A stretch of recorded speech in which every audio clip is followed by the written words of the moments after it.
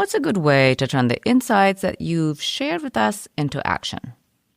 This past weekend, Gabby and I were in Minneapolis, Minnesota, and some of the listeners may know that there was a bad shooting in Minneapolis a couple of months ago. Kids were shot in the opening mass of their school year.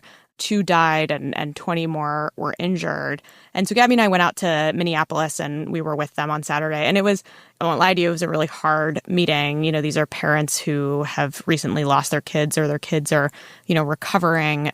And they have every right to disengage or decide that they don't want to participate and that they want to just stay home with their families for the rest of their lives. And I think what has been so tremendous and surprising and motivating to me is that these parents in Minneapolis and across the country, when this happens, the very first thing they do is get involved on this issue with us to try to keep it from happening to the next family. And Gabby and I did a meeting with them on Saturday, and one of them stood up and she read a letter from her 6-year-old that started, "Dear Government." It was a letter about gun violence in the United States and the 6-year-old's experience being shot in mass and how she wanted to keep other kids from being shot. And I think for me, that was a real reminder that even when we have sustained the worst things imaginable, we can stand up for other people and we can get involved and try to keep it from happening to the next person. And that's a sort of selfless love and spirit that I think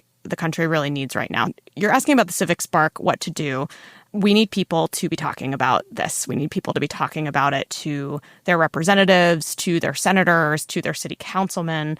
I was with a legislator in Minneapolis this weekend who told me that when he hears from 3 different people on the same topic, he assumes his entire district is talking about it, which, is a really good illustration of how members and state legislators and senators receive constituent feedback. And so go to Giffords.org, find a way to get involved, some way, any way. Maybe it's showing up to an event. Maybe it's sending a letter. Maybe it's sending an email, calling the switchboard in the United States Senate and telling your senator they need to vote no on concealed carry reciprocity, right, which we expect to come up for a vote after the shutdown ends. There are so many ways to make your voices heard. And I think the worst and most challenging aspect of this problem is that it can leave people feeling hopeless.